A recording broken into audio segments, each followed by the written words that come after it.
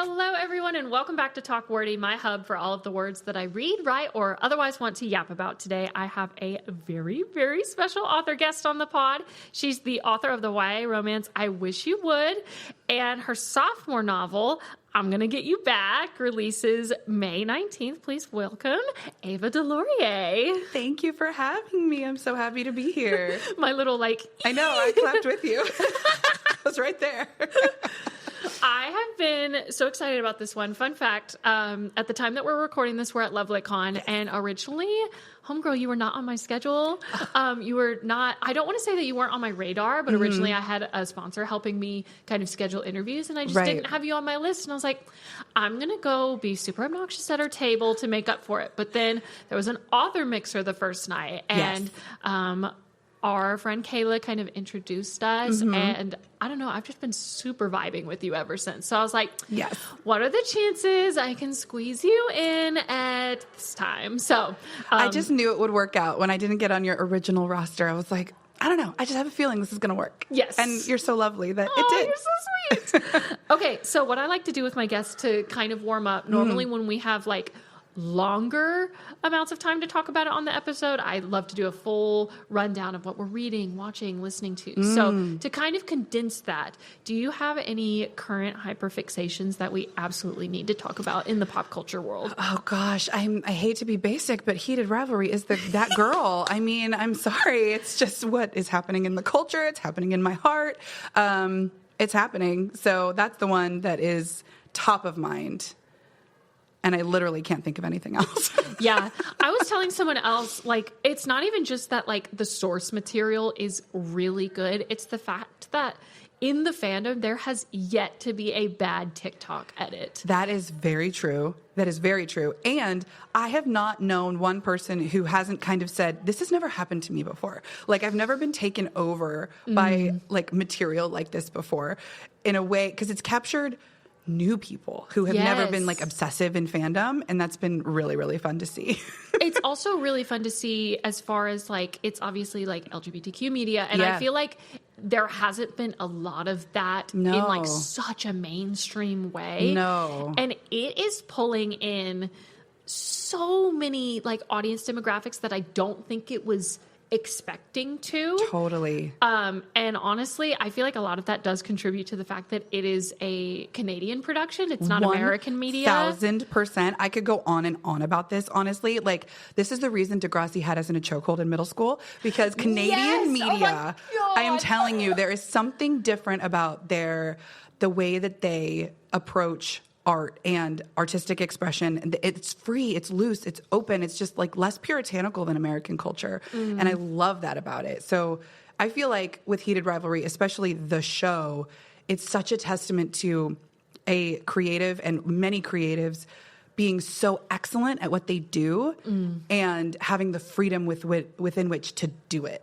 And that's, I think, why it's resonating so much, because the source material is excellent, but it's also elevated by the show. Yes, absolutely. It is definitely like one of the better adaptations in a long, long time, especially for TV. I feel like TV is almost harder because you make so much room for error with all the continuous episodes. Yes. Whereas I feel like they just really nailed it. And they were able to like combine other books as like the B plot in a way. With it was so clever. It was so good. People at the top of their game. There's nothing better. Yeah. Oh my gosh. Okay. Anyways, I could talk about Heated Rivalry for a long time. So I'm going to force myself to move on. I do want to talk about, first off, the low-hanging fruit of the fact that your book titles are also Taylor Swift song titles. Yes. I take it you're a Swiftie. Definitely. Do you have a favorite album? And also, what tracks do you like claim as your own, or some are like just your favorites? What a great question. My favorite is Evermore. I'm an Evermore girl. I am just like very moody and sad inside. But also with like these sparkly pop songs too that are within it. I just think it's so poetic and beautiful. But I also really love Midnights. I have to say, it's one of those albums that I think it's been a slow burn, and not a lot of the, general Swifties, it's not usually their favorite. But of her recent albums, it's one of my favorites. I just think it has a lot of, it mixes so well the like deep, like sadness that she holds as an artist and that she really taps into so beautifully with like the bop. So like Maroon is like my favorite song from that album because it just hits so hard. It was one of my anchor songs when I was writing I'm Gonna Get You Back, actually, because it's so full of longing and heartache, but also this like hopeful wistfulness around missing that person in a way that doesn't just hurt. It's just so good. And I'm always like trying to find like the juiciness in my work. And I think that's why I'm such a Swiftie, because she does that so excellently so often. Wow, that was so well articulated. I'm just like, yeah. Yeah, so I love Maroon. I think that's an unsung hero of a song. Yeah, it's really good. Midnight's, again, kind of like what you were saying, it was a slow burn. Yeah. I was going to say it took a minute to age for me because, again, like I think just commercially, like it was pop. It was her 4th album of the year Grammy, and there was so much like discourse about, oh, like did it really deserve the Grammy, blah, blah, blah. And I think the more time that passes, it's like, yes. Yeah. Absolutely it did, because it's one of those albums where it's like it sounds commercial, but it holds so much depth. Yes, exactly. And I think that's what she does so well. And somebody who can like sneak into the cracks and the nuances of media and with what they're doing at a really high level is so impressive to me. And I think it taps into so much of what we yearn for as consumers. And it's why like the more, I don't know, shallow works or when books and work and music don't resonate with us as well, it's usually because they're not like getting in there. And she does that so well. So. Yeah. It's also really refreshing to see an Evermore stan. Oh yeah, we're rare, but we're mighty. Yeah, it was rare. I was there. Exactly. Which also Taylor Swift adjacent, I have to know, are there any Taylor Swift song titles that you think would make really good book titles as well? Ooh. That's such a great question. I feel like I've used my favorites so far. Yeah. But gosh, I'm like blanking. You know when somebody's like, what's your favorite movie? And you're like, I've never seen a movie. Exactly. That's what's happening to me right now. I think Look What You Made Me Do would be really fun. I think that is a book, though. I know think it's somebody... Is it a TV show? Yeah. Okay, I feel like I've seen it somewhere in the media. Yeah. Yeah, that's a fun one. A lot of hers are so evocative of the song itself that it's really hard to imagine pulling it and putting it on a different story. Mm-hmm. That's also part of my like block here, but that's all I can think of. Yeah. I have a project that's going on submission, I think next month. I'm going to put it out there in the universe. Yes. But for a long time, because I could not think of a title. Titles are hard. I actually used Dancing with Our Hands Tied as the working title. And also that song deserves her flowers. It deserves more love. Yes.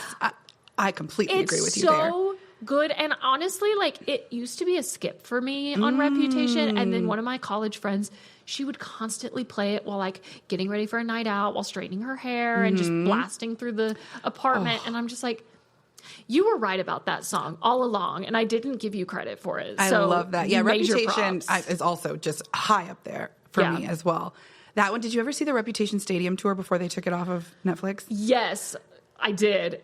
Especially because it was it was filmed in the Dallas show. Yeah, okay. And so as like a local Texan and I live in Dallas, I was like, I need this immediately injected into my veins. It's so good. What made me think of it is Dancing with Our Hands Tied. The edit of version. that in that stadium tour. Yes. Oh my God, it was so beautiful. Anyway. Okay. Anyways, again, heated rivalry, Taylor Swift. I feel like we could end up talking about a slew of different things for a long time. Yes. But I want to focus a little bit on your book. So obviously, I Wish You Would. I'm really trying hard not to actually sing the song into the mic right now. Totally. For our listeners that may not be familiar with you or your books, tell us a little bit about I Wish You Would. Sure. So I Wish You Would is a YA contemporary romance. It is about two best friends, Ethan and Natalia, who are so stunningly portrayed on the cover. It's a beautiful cover. I'm obsessed with it. Who haven't spoken to each other since things escalated between them at prom. And they are forced to reunite, though, at the Senior Sunrise overnight event that kicks off their senior year. And at this event, they, along with the rest of their class, have to write letters to themselves answering the question what they would do if they were braver. And Natalia is a little bit too honest with what she puts in her letter, and she panics. And in her attempt to retrieve her letter, she accidentally lets out the letters of the entire class. So they go missing, scattering across the beach, and she and Ethan have to team up to find them before any of their secrets or confessions or true feelings get out. I just need to take a moment.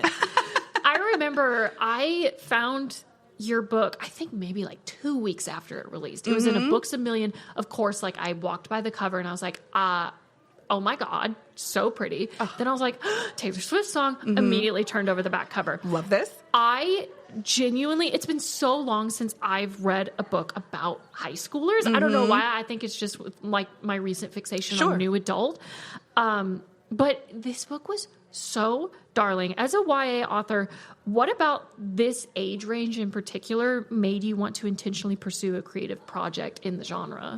I really love young adult as an age category for a myriad of reasons. I think it is a fantastic playground to write about and dig into high octane emotion, really intense like milestones that are really evergreen and universal. With every adult can remember what it was like to be a teenager, and that crosses cultures, that crosses a lot of divides. And so there's something really fun and rich in the age category in and of itself, in addition to like the themes you can explore, which are a lot of the themes that I love to explore in my writing.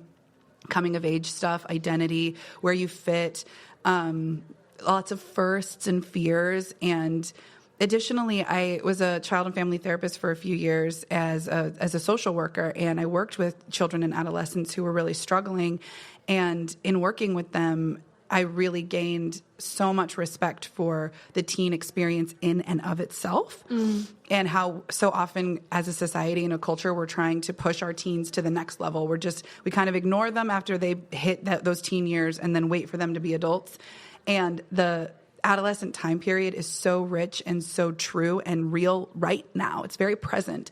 And by taking my characters seriously, I'm taking those teens and teen readers seriously. And that just feels really important to me. I feel like I'm writing the books that I wish I had as an adolescent. I had a pretty tumultuous adolescence. And so that's constantly what I'm trying and like striving for. And so it's just like a really rich and beautiful time. And it's always what the story demands. That's the other kind of creative piece. If a story idea comes to me, I'm always trying to figure out, they always come as characters first. And these characters came loud and clear as 17-year-old best friends, and telling their story and following their story meant that it had to be set in this specific age category and time, because there are plenty of adult novels that have teen protagonists, but the themes are more adult. Yeah. But it's very important to me to write to and for teens as much as it is. I hope, it reaches a crossover adult audience as well, and accesses the teens in all of us, because I think that that's also really rich and important too. And there's a lot of like inner healing a lot of adults need from that time as well. So definitely. Yeah. If you could go back to your high school self, if you were on this like senior sunrise trip, what do you think that high school you would put on your own letter? Nobody's ever asked me that before. What a great question. Oh my gosh. So all the letters start with "if I were braver." And when I was 17, if I were braver, I would have been a writer. I would have wished that I had written. I would have written earlier. I would have pursued writing in college. I mean, I loved that I pursued psychology and social work. It really helps me understand humans, and I think it really enriches my characters. And so I don't feel like any pursuit is wasted, and I certainly don't feel that way about my own education and my history. But I wish I had been more confident in myself and in what was trying to come out of me creatively. And it really was telling these like angsty stories. I'm a millennial, so like I was obsessed with like Dawson's Creek, and I was obsessed with like One Tree Hill, and all of these shows that were on at the time that were about teens, and they were celebrating like these like angsty teens, and I wanted to do that, and I didn't know how, and I wish that I had seen that in myself and let that blossom in me a little bit earlier in my life. Yeah. Oh, I loved that answer. Thank you. Okay, so kind of thinking about had you have dared to be a writer, thinking about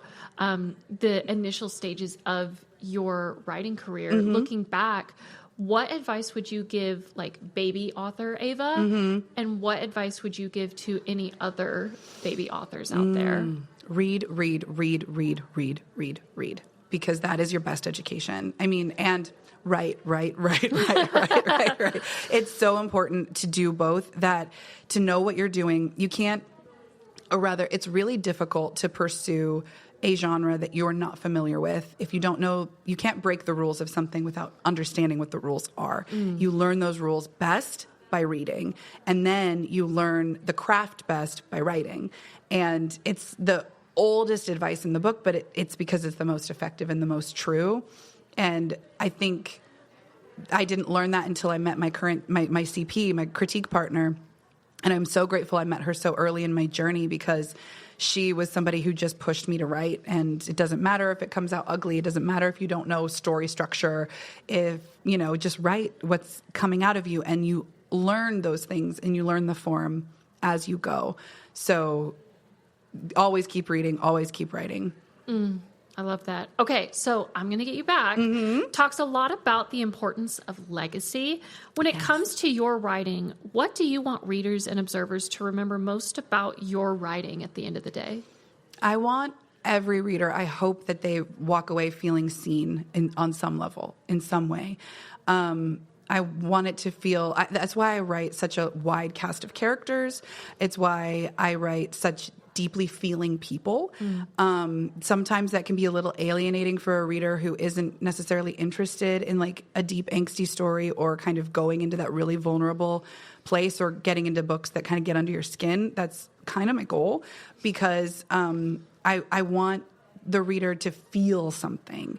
And I want them, my hope is, my lofty goal is that they walk away feeling like she really understood this about me, even if it's not the main characters. It's why I try to include a breadth of diverse characters in my work.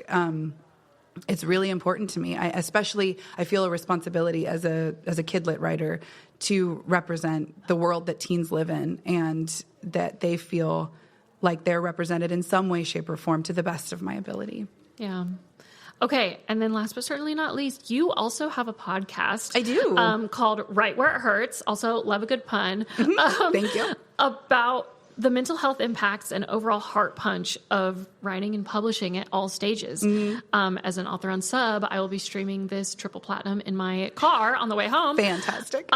What for you was the hardest stage of your publishing journey, and what words of encouragement would you offer a listener in those same shoes? The one that was hardest that comes to mind immediately is after my second book didn't sell. So my journey was pretty quick in the querying way. I got an agent really quickly, and then we went on Sub with that first book. That book languished on Sub for a year.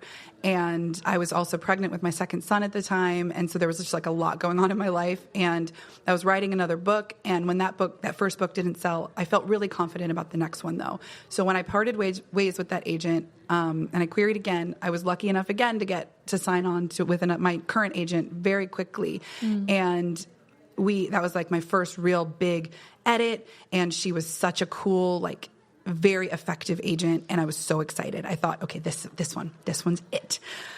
And then that one didn't sell either, and it was in the heartbreaking way of editors being so kind and generous with their time to respond to my submission, saying things like, "We love the voice, but it's not quite there. The story isn't ready. We don't know what to do with this book. She's really talented, but." And that is so hard to hear because I was so close, but so far. And I can look back on it now, several years later, and say, okay, I wasn't ready. That book wasn't ready. And I really appreciate those editors reflecting that back to me and my agent, and us being able to make a strategic move around, let's pull this then from Sub and take a breath and figure out what to do next. So 2 weeks after that happened, in the midst of that happening, I was heartbroken. Yeah. It was like the worst breakup you can imagine. I was in my bed with a bottle of Sauvignon Blanc, blasting Evermore, the song, to take it back there, over and over. If we're talking about how dramatic can I be, it was that dramatic. Yeah. Weeping. I couldn't believe that it didn't happen. I wanted it so badly. And then 2 weeks later, I came up with the idea for I Wish You Would.